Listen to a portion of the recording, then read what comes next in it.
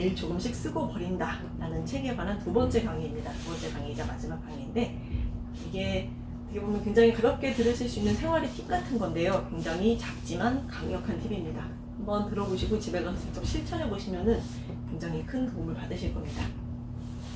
저자는 후데코라는 분인데, 이분이 이제 매일 조금씩 직접 이렇게 글로 쓰고 또 물건이나 그런 잡동사니 같은 생각들을 정리하는 과정에서 조금 더 건강해지고 행복해지고 또 좀 더 성공에 집중해서 실천으로 옮기기 쉽게 되는 걸 느끼고서 이제 책으로 정리를 하신 겁니다.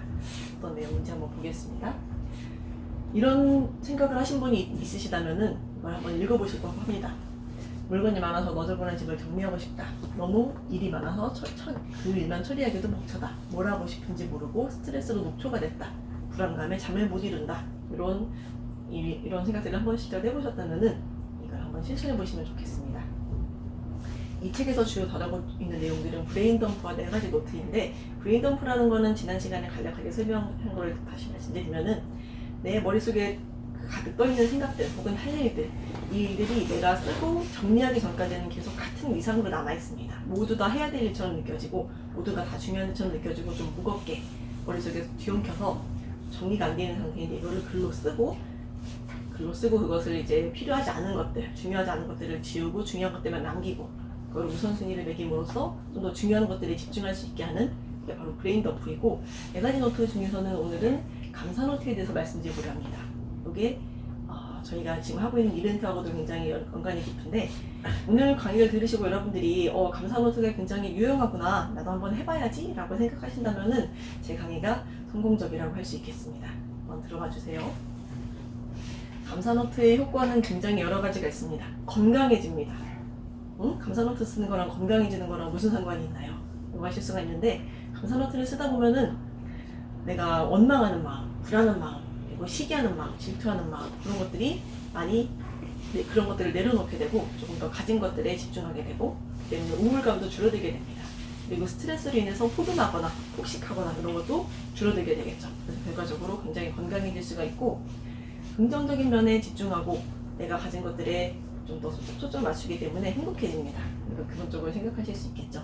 그리고 숙면할 수 있습니다. 잠들기 15분 전에 감사 노트를 쓴 사람들의 수면의 질이 올라간다는 실제 연구 결과도 있고요. 그리고 자기 전에 누군가와 싸웠다, 그런 일이 있다고 하면은 잠을 잘 못 들겠죠. 반대로 그거를 이제 생각해 보시면은 좀 더 잠을 편하게 들 수 있다라는 것도 납득이 되실 겁니다.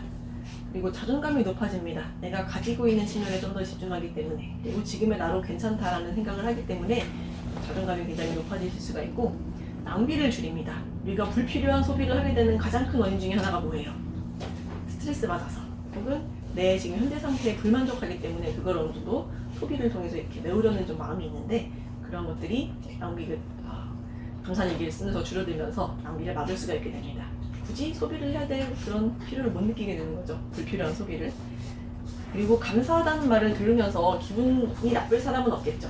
그리고 남들에게 감사하다는 마음을 가지면은 내 행동도 달라집니다. 남들에게 더 친절하게 대할 수 있고, 그리고 남들이 기분이 좋아지면서 주변에 웃음이 많이 늘어나게 되겠죠. 그러면서 나에게도 긍정적인 피드백으로 돌아옵니다. 그래서 인간관계가 좋아지고, 이렇게 하다 보면은 일의 성공률도 좀 더 올라가게 됩니다. 굉장히 여러 가지 문제들이 해결이 되겠죠. 그러면은 감사 노트를 어떻게 쓰면 되는가? 막상 쓰려고 해보면은 잘 생각이 안 나실 수도 있어요, 처음에는. 그래서 예시를 한번 준비해봤습니다. 핑크색 지갑 하나로도 감사 일기를 쓸 수가 있어요. 거창한 내용이 아니더라도 내가 가지고 있는 핑크색 지갑에 대해서 감사 일기를 쓸 수가 있는데, 한번 예를 들어보겠습니다. 내 취향에 맞는 지갑을 발견한 행운에 감사합니다. 내 지갑의 제작을 기획한 지갑 회사에 감사합니다. 그리고 내 지갑을 만들어준 공장의 직원분들께 감사합니다. 그리고 지갑을 운반해준 트럭 운전기사분께 감사합니다. 어딘가 군산이나 혹은 부산이나 이런 곳에서 만들어줄 수가 있겠죠. 그거를 운반해준 운전기사분께 감사합니다. 이렇게 할 수가 있고, 지갑 자체에도 고마워할 수가 있습니다. 어떻게 할 수가 있느냐? 늘 나의 돈을 보호해줘서 고맙다. 그리고 지폐를 깨끗이 보관해줘서 고맙다. 그리고 예쁜 색으로 나를 즐겁게 해줘서 고마워. 이런 것들을 감사하게 여길 수가 있고, 또 여기에서 감사를 확장해 나갈 수도 있습니다. 어떻게 확장을 해 나가느냐? 매일 지갑을 갖고 건강하게 출근할 수 있어서 감사합니다. 또 그리고 이렇게 저를 건강하게 낳으신 부모님께 감사합니다. 이렇게 핑크색 지갑에서부터 점점 감사를 확장해 나갈 수가 있죠. 신기하게 감사일기를 매일매일 쓰다 보면은 감사하는 내용이 점점 늘어나게 됩니다. 생활 속에서 감사할 내용을 좀 더 발견하기도 쉬워지고요. 써보실 수 있겠어요? 네. 네, 이게 그래 감사하는 거 굉장히 좋은 것 같아. 오늘부터 감사하는 마음을 가져야지 라고 생각만 해서는 아무것도 변하지가 않습니다. 여러분이 5분에서 10분 정도 잠깐 시간을 내서 3가지에서 5가지 정도 매일매일 그것을 적어보시면은 내 생각이 변하고 내 관점이 변하고 이거를 쓰다 보면은 조금 더 생활에서 감사할 만한 내용들을 발견하기도 쉬워지고요. 남들에게 좀 더 관대해질 수가 있게 됩니다.